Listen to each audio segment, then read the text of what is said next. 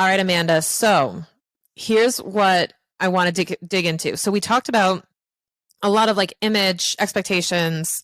We talked about communication. We talked about the power dynamic that we've experienced in corporate, working in accounting. Again, not unique to accounting, but that is our lived experience. So this is what we're going to talk about. But I want to talk about how has all of this shaped the way that you've built your practice as a self-employed accountant? I will say, not to be a negative Nancy, because I don't want to. It really affected me a lot mentally when I went through all of those things. And so one of the biggest things that it's done for me is taught me boundaries. It has taught me work-life balance, what the priorities are. You talked in the last episode about how you kind of had to take that step back, right? Well, I've had to take that step back. I am pickier in who I choose to work with. I'm not everybody's accountant. I cuss and I am straightforward. And you know how you say you're not everybody's cup of tea? I joke I'm not everybody's shot of whiskey. I love that. Not everybody can handle who I am. And so while all of those negative things really affected me, they've helped me so much in making sure that I'm living the life I want. I'm working in the business I want. I'm working with the people I want, doing the work that I want, that I'm passionate about. So for every negative, I am choosing to find that positive, that silver lining. And but I can't say that it didn't come without bumps and bruises, because it hurt like hell. Very much same. Very much. And I think that as I built my practice, one of the first things I did when I quit my job was I erased my calendar. Like I put a spreadsheet, because I love a good Excel. That's our love language, by the way, is Excel. Put something in Excel, we'll be able to understand it. I went through and did a calendar. You know exactly what I did, like the days and the hours and all that. And I said, okay, what do I want to do? How do I want to do this? How do I architect my new calendar? And I cried. I cried at the thought that I now had control again. I felt like a freed prisoner, because I cried at the prospect of being able to choose how I spend my time, the way that worked well for me, and the way that served my clients even better, because I knew I wasn't productive from X to Y times during the day. But guess what? Those were all my meetings in my other job, and I couldn't change it. But now being able to change it, I felt this immense sense of power and freedom from one little thing like that. One little action. And I use that to drive, like, where else can I feel this way? Like, where else can I unlock this feeling from what I think is how businesses should be run to how I want to do it? Oh, one little change from how businesses should be run. I have so many suggestions. No, I'm just kidding. Oh my gosh. This is actually what I want to talk about in this episode, because I want to trade. Can we trade like one thing at a time that we did the reverse of when we built our own businesses? Like one lesson learned back and forth, a next lesson learned that we took, turned on its head, or adapted to our own business. And I'll let you think of one, but I'll start with one.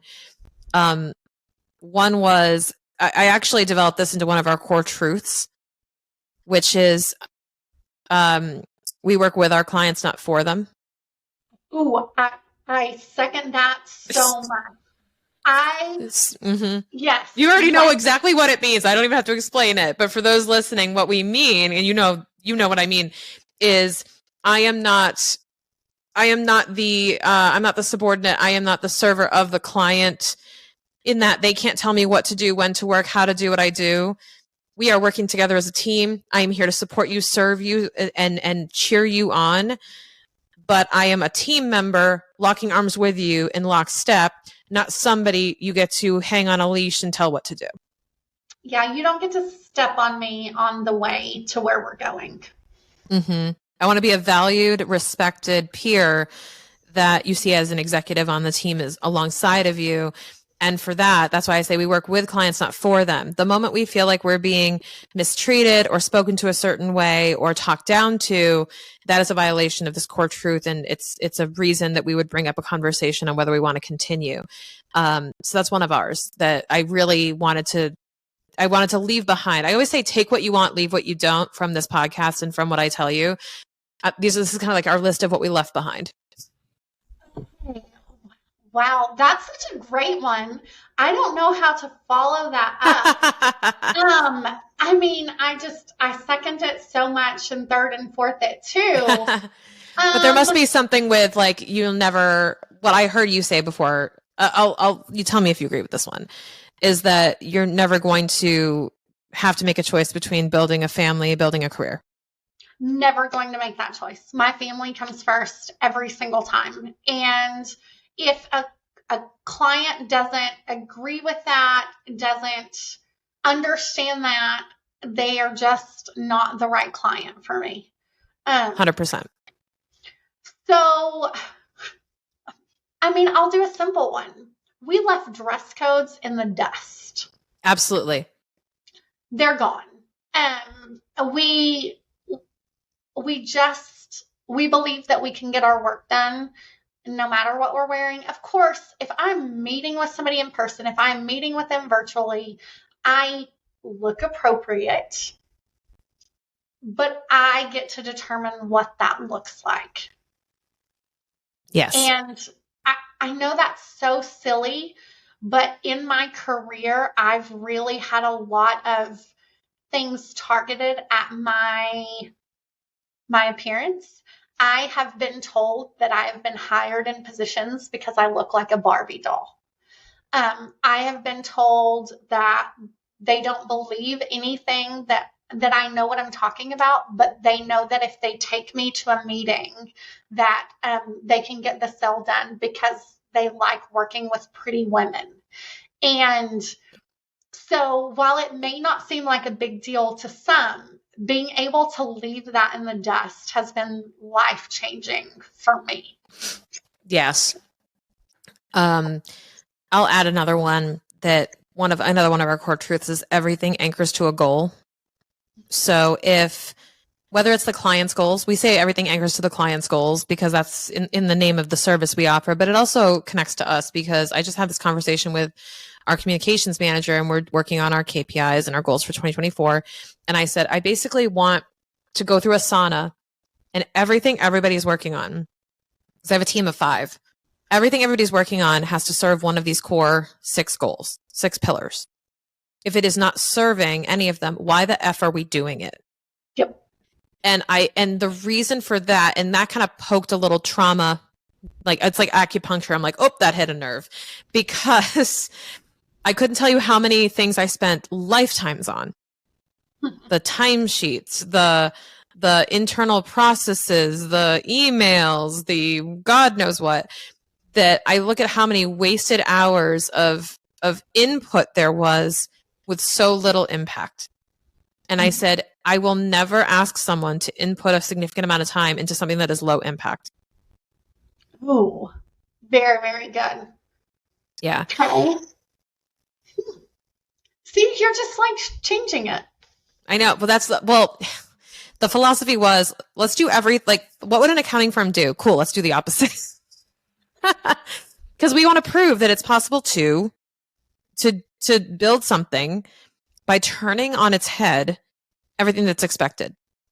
So yeah. What about job titles? How do you handle like job titles, hierarchy and management, or what's your philosophy on like tiers and all that stuff? Okay. Or performance management. Let's talk that too. Like all those dimensions. Okay. Let's be honest. You have to have a hierarchy. So I'm working with a company owner right now who has a very small staff of like 7. Okay. Not a huge staff. They do not communicate with one another. They'll have like a company meeting and then they won't say what they really think. They'll wait till said meeting is over. Then they run to the owner and then they make a decision over there, and then the other person gets brought in and they are like, well, I don't agree with that. You didn't consider XYZ. And so I believe that I love working with owners. They need to remove themselves a little bit when they put their team in place so that the team, if you hire people, I hope you trust them. If you're not hiring people you trust, that's a whole nother conversation. But you hired them for a reason. You trust them to do their job. Take that step back and allow them to do that. Yeah. Everybody cannot run to one person in the company. It stops productivity. It stops them being able to do their job because they're focused on helping you with your job. So there has to be levels. Now, how big those levels are, I think depends on how big your company is, what the responsibilities are, you can have a department of one, okay? I am an accounting department of one. When I work with small companies, they can't afford to pay a decent salary for a bookkeeper, a controller, a CFO. Sometimes you have to be, which is why we outsource, in case anybody's wondering. It helps with the cost. But you have to have a structure, but you don't have to have such a structure that you can't go outside of it when necessary. It's a fluid thing, and there's not a one size fits all. I know everybody hates that answer in accounting, but it really does depend, but it's necessary. Yeah, but turning on its head, the assumption of what we grew up with in our careers is like the longer you stick around, the more experience you have, and therefore the more valuable you are, is insanity. Because I'm like, well, that's different because sometimes the best ideas came from the lowest people ranked. And because they were just naive enough to ask questions that would provoke the solution.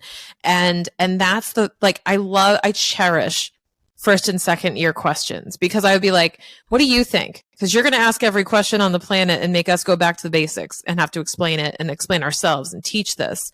So where are we going wrong here? What's wrong here?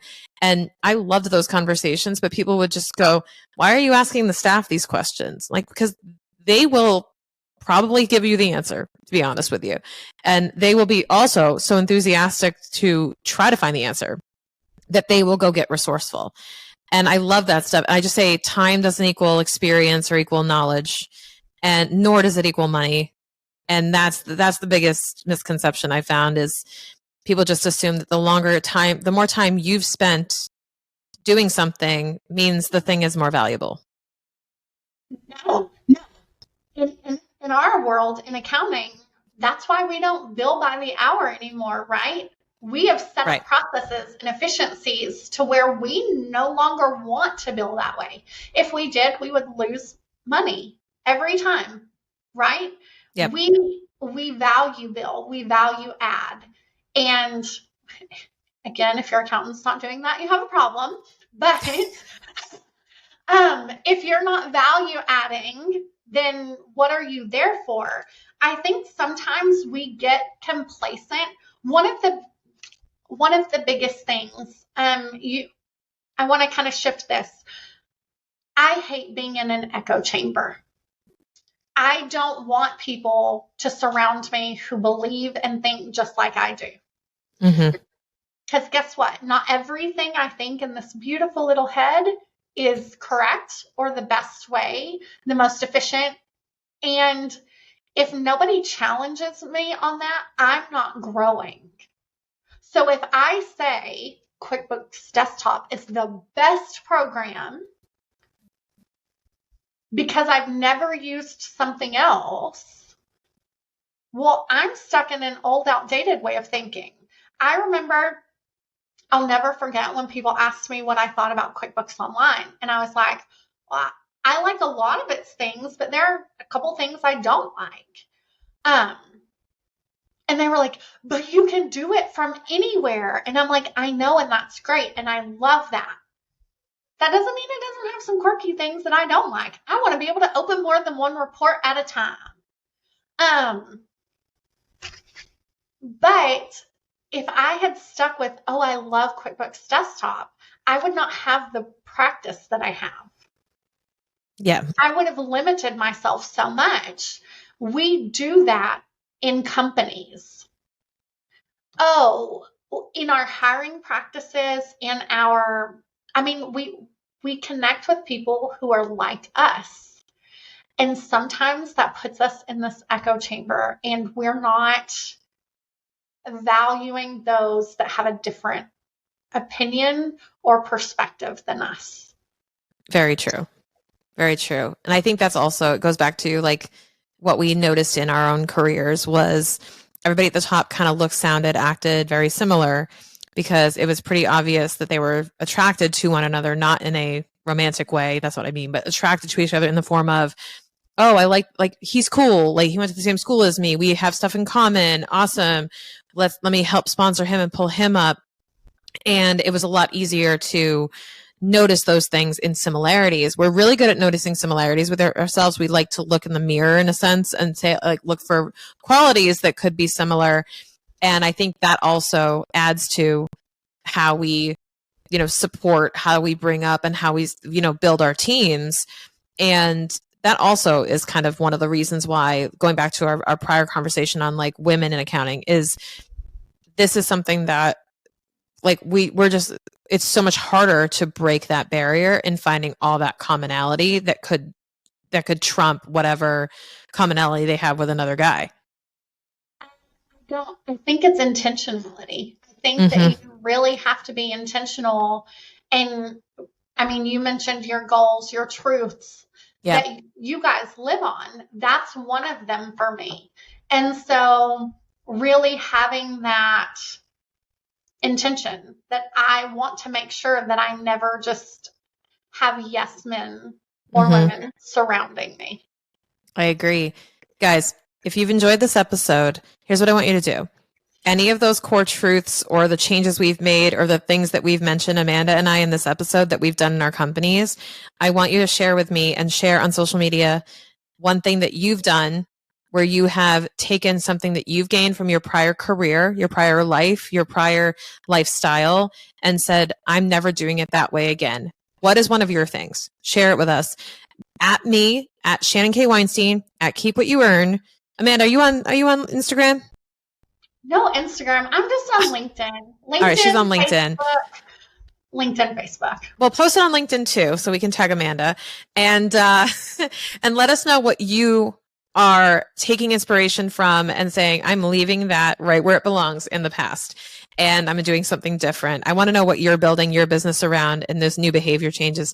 Amanda, if people do want to connect with you, you're Amanda Adams on LinkedIn, right? Yes, Amanda Adams CPA on LinkedIn or Facebook. I have a Facebook page. Amazing, guys. Check out Amanda Adams CPA. Again, very creative name, hard to remember, but go check her out and go learn more about what she's doing in the construction space and for her practice. Amanda, thank you so much for joining me today for this conversation. I really enjoyed it. Thank you for having me. It's been such a great time. I really appreciate it.